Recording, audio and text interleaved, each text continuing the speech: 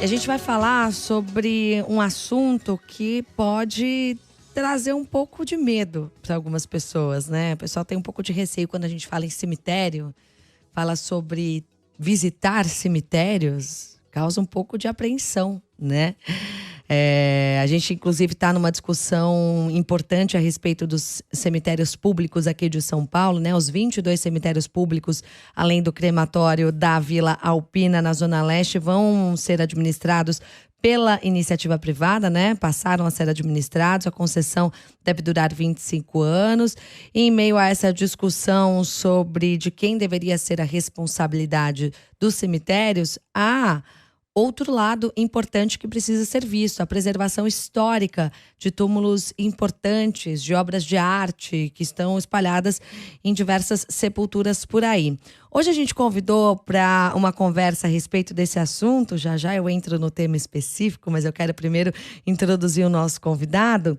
É o Tiago, Tiago de Souza, ele que é idealizador do projeto O Que Te Assombra, está conosco hoje no CBN São Paulo, mas para falar sobre milagreiros, né, Tiago? Bom dia para você, seja bem-vindo, um prazer falar contigo aqui ao vivo, parceiro.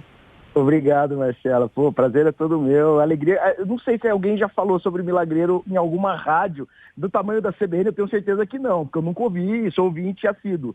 Mas eu acho que ninguém falou disso até hoje. Então acho que talvez a gente inaugure um tema, interessante falar de um tema que há tanto tempo existe nos nossos cemitérios, né, e que gera tanta curiosidade e ao mesmo tempo também nos demanda essa responsabilidade de cuidar desses lugares, né, porque eles têm outros interesses além dos devocionais, né. Você é idealizador desse projeto, né, o Que Te Assombra, a gente até vai falar um pouquinho sobre ele mais pra frente, mas a ideia agora é falar sobre a questão dos milagreiros, porque você fez um mapeamento sobre os milagreiros e milagreiras nos cemitérios de São Paulo. Acho que primeiro é importante a gente detalhar e definir o que são esses milagreiros. Isso. Bom, Marcela, eu gosto muito da definição do professor Lorival de Andrade Júnior, né? Que ele diz que os milagreiros, eles fazem parte de uma categoria devocional, de um catolicismo não oficial, mas que ele tem uma relação íntima geográfica com o local que ele viveu e que foi sepultado. Então, além de ser uma demonstração muito bonita da transformação de tragédias e de mortes doloridas para as comunidades, eu gosto muito da ideia da conversão desse fenômeno em empatia comunitária. Isso é uma coisa que eu acho muito bonita dos milagreiros, porque essa devoção inicia primeiro com essa sensação de dor compartilhada pela comunidade, né? Como eu falei, a grande parte deles vem de mortes trágicas ou de mortes muito sentidas, né? Se não trágicas, às vezes por acidentes, por violência, por doenças. E depois há um momento de conversão, porque as pessoas vão lá orar por essas almas, por essas pessoas, e depois elas começam a pedir coisas, pedir auxílio a essas pessoas, e quando elas alcançam algum tipo de graça, eles vão lá e manifestam essa gratidão com um gesto que parece simples, mas que ele faz toda a diferença para a gente entender esse processo, que são os ex-votos, que são aquelas plaquinhas. Não sei se quem já foi em cemitério deve ter reparado algum túmulo forrado de plaquinha ou com algumas plaquinhas agradecendo as graças alcançadas. Então, e aí esse milagreiro, ele passa a atender esse público local e cria-se, a partir disso, então, um processo de devoção dessas pessoas falecidas, e que elas, às vezes, elas perduram por anos. E a gente está com essa preocupação agora, porque, embora eu digo a gente porque tem muito mais gente. Inclusive, nós fizemos uma petição, o Paulo Renato e a Viviane Comunali, que são membros da Associação Brasileira de Estudos Cemiteriais, nós fizemos uma petição para a inclusão de mais 11 milagreiros num rol anexo ao edital de concessão dos cemitérios pela Prefeitura. Então a gente ficou feliz que a Prefeitura reconhece a importância desses túmulos, né, dessas sepulturas, mas faltaram várias outras e a pesquisa não é exatamente simples para encontrar esses milagreiros, porque às vezes eles são milagreiros que não têm os ex-votos mais, ou porque roubaram ou porque as famílias não permitiam. Uhum. Então a gente tem que ir no lugar e conversar com as pessoas e conversar com pessoas que frequentam há muito tempo, às vezes, o cemitério. Então nem sempre a gente tem a sorte de ir no dia e achar. Por isso a gente fez essa pesquisa para oferecer para a Prefeitura, para a Secretaria de Cultura, para a própria Secretaria de Turismo, porque também tem essa dimensão de visitação, né, aos cemitérios, a gente acha importante falar disso. Então a gente ofereceu para eles esse acervo que a gente conseguiu agora e essa pesquisa ela não para, porque a gente precisa em todos os cemitérios para verificar a existência de milagreiros que são menos conhecidos, mas que têm todo o significado local, que é por isso que eles existem, na verdade, né? É uma devoção local. É como se a gente dissesse que tem uma divindade em cada região, em cada bairro de São Paulo, e é exatamente isso. No edital da prefeitura havia o edital de concessão, né? Havia uma solicitação para que esses locais fossem preservados, não?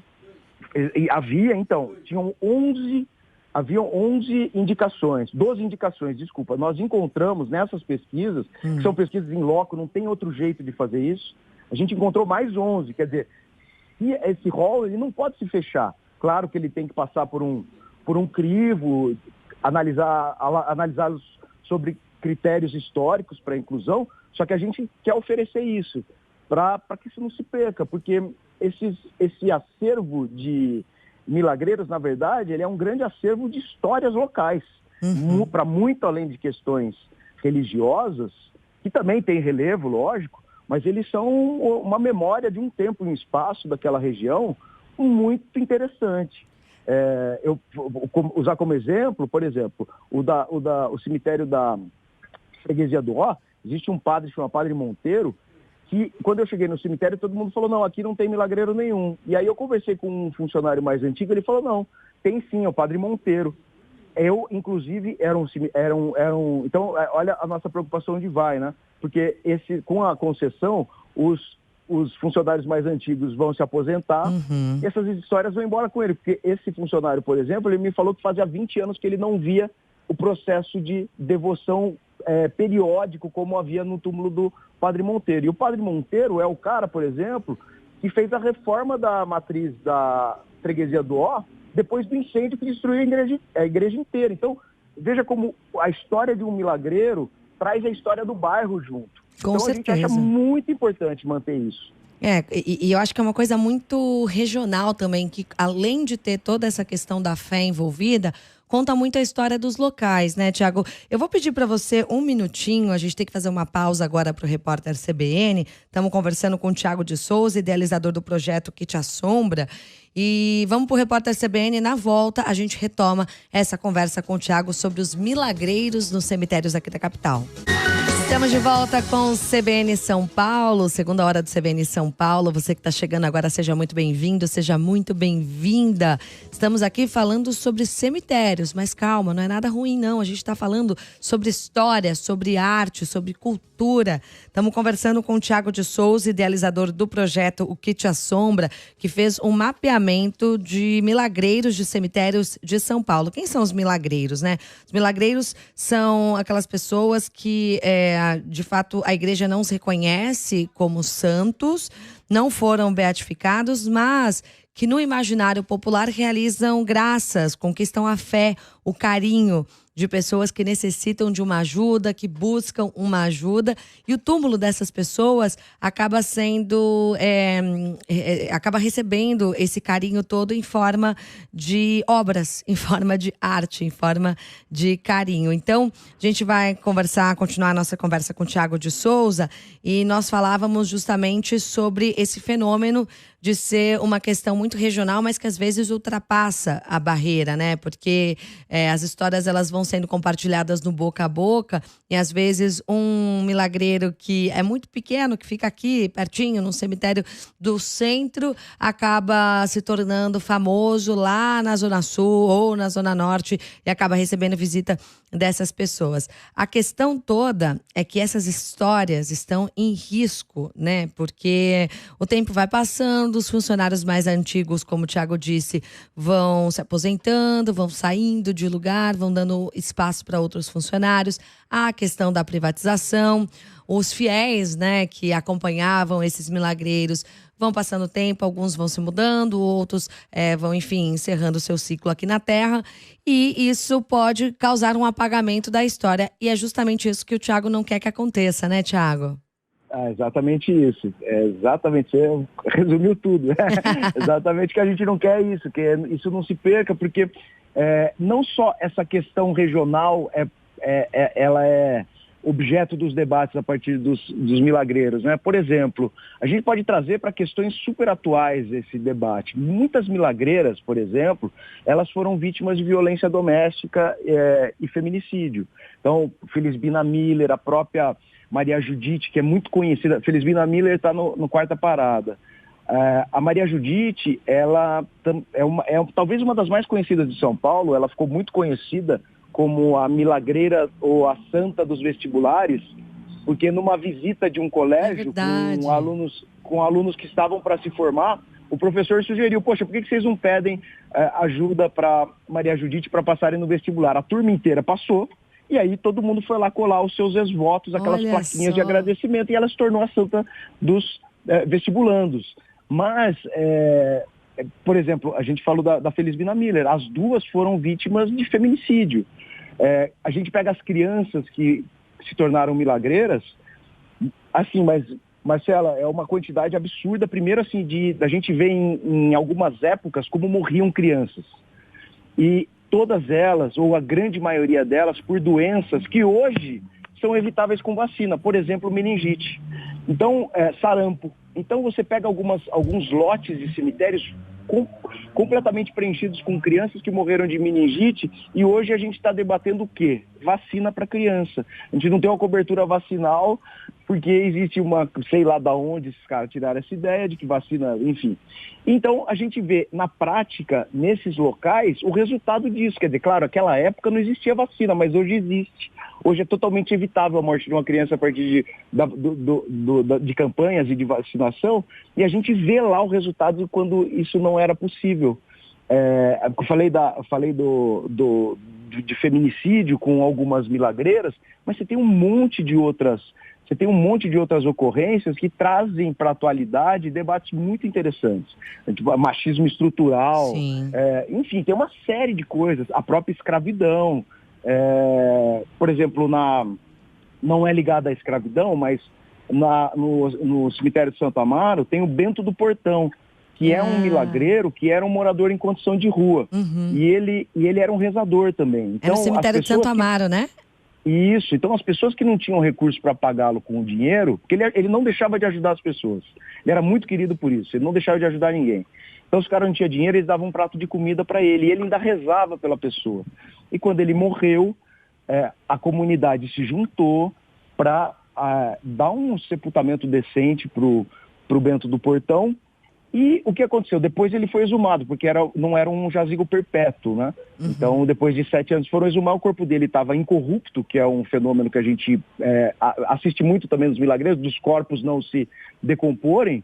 E aí ele somando ao fato dele ser uma pessoa sensacional, esse fenômeno físico dele, ele se tornou um grande milagreiro de São Paulo. E ele é um exemplo desses que a gente pede proteção ao túmulo, porque há pouco tempo atrás eu fui visitá-lo e os votos, né, os ex-votos dele tinham sido retirados todos, porque essas plaquinhas eram de metais e roubaram simplesmente todas dentro do portão. Uma judiação, quer dizer, um desrespeito com a fé local, com esse símbolo local, com essa entidade respeitada, amada, que tem a devoção do povo, que tinha a devoção do povo de Santo Amaro ao longo de décadas, né?